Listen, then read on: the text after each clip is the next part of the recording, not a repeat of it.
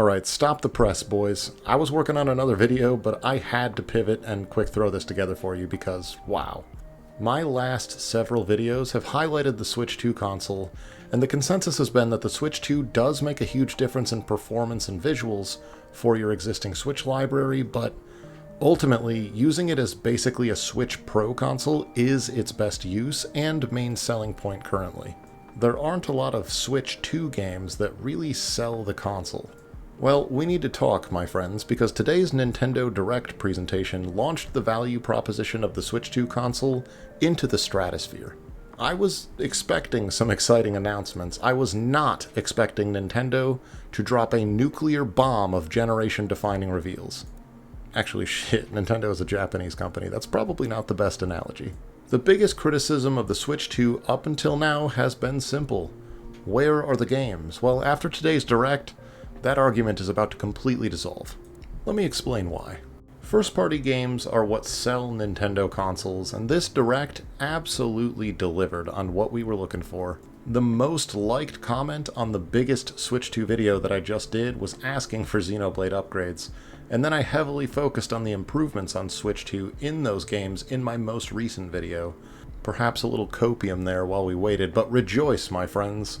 The entire original trilogy is getting the Switch 2 upgrade treatment within the next year or so, with the first game being available digitally right now, complete with 4K 60 FPS on TV and 1080p 60 in handheld, improved graphics, additional content, and added quality of life features, and you don't need to buy the game again if you already have it. There's a cheap upgrade pack if you already own them on Switch.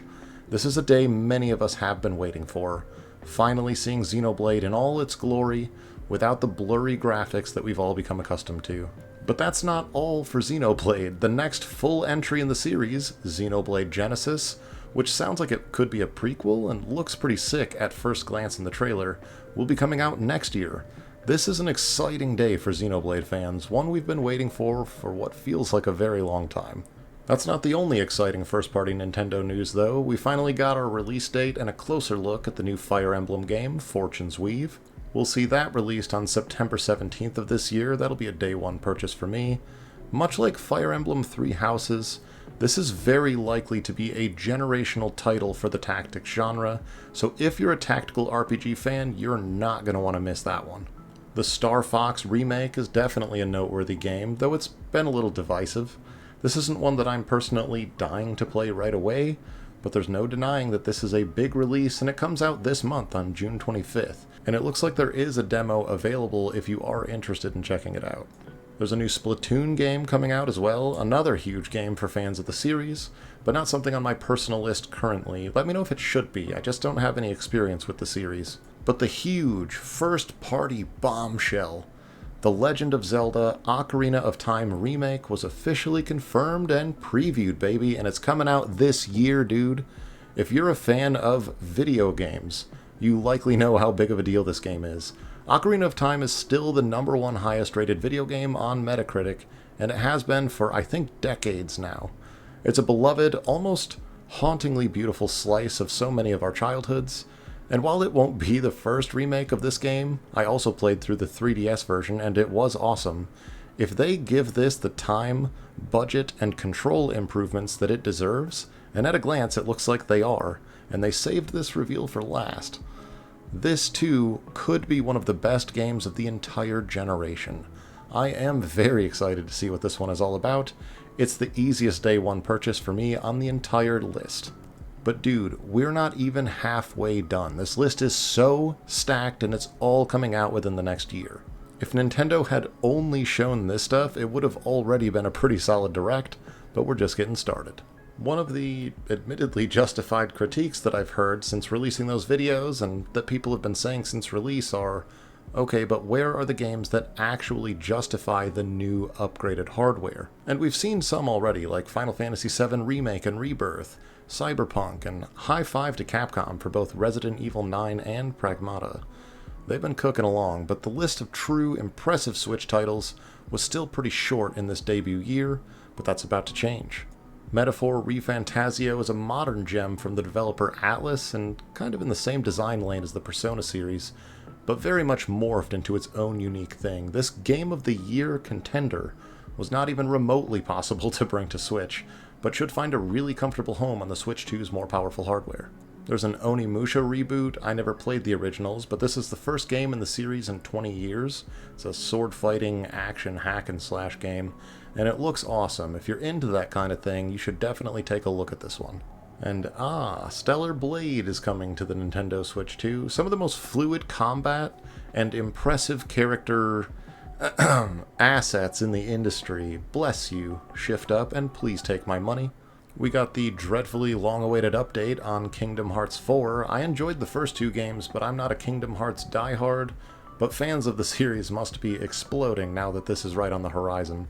We're getting a definitive or complete edition with extra content of Lies of P, which is a beloved Souls-like, and that's going to be awesome to have on the Switch 2. We're also getting a definitive or complete edition with extra content of Dragon's Dogma 2, and this is an impressive looking title. It's one that I didn't end up grabbing on PC, but if the Switch 2 edition is solid, I already had my eye on it, and this is going to be a great way to play it, so I very well may snag it. Space Marine 2 is coming for the 2026 holiday season, if you just want a direct injection of brutality and masculinity. I think you get the point here. These don't look like Switch games anymore. These are games that would have sounded ridiculous on Nintendo hardware just a few years ago. And the future pipeline beyond just the graphically impressive games is stacked with such interesting titles, things I'm really excited about but was not expecting to see. For example, there's a new Final Fantasy game, a whole new entry in the franchise, but it's in the HD 2D style. That's a really interesting idea. Now, do I kind of wish this was Final Fantasy VI or Chrono Trigger in HD 2D? Yeah, but I'm not complaining. I'll take a brand new turn-based Final Fantasy game that goes back to the roots that I loved so much. There's also a new spin-off in the Dragon Quest series, another Dragon Quest Monsters game coming in December, and that looks super polished as well. I mean, we already talked about Kingdom Hearts 4. Square Enix is going crazy in this Nintendo Direct. Another one I thought was interesting, Final Fantasy XIV is coming to Nintendo Switch 2. We'll see how that one ends up running. I'm cautiously optimistic, but admittedly I have my doubts about an MMO like that on a portable device. Maybe they'll surprise me though, who knows. There's already another Atelier game coming out for Nintendo Switch 2. Atelier Karia looks super sick, and it also apparently has ties into Atelier Yumiya, which is also getting a Switch 2 edition. After an extraordinarily long wait, we're finally getting Muramasa, which is a Vanillaware classic, a game I've always wanted to play, but it's been stranded on the Wii and PS Vita forever. Now we're getting a Switch version, and this awesome game can finally get the visibility and accessibility that it always deserved. And the last entry on the list for today is an enhanced version of Minecraft with improved lighting and shadows that's coming to Switch 2. I'm not sure if that interests you, but this seems like an obvious top-selling game to mention for the system, and also by the looks of things, this version would have absolutely bricked your original Switch console. It would have just given up. It's cool to see a more impressive iteration of the formula on the new console, and one in which you can import your original Switch version worlds. I thought that was a cool feature.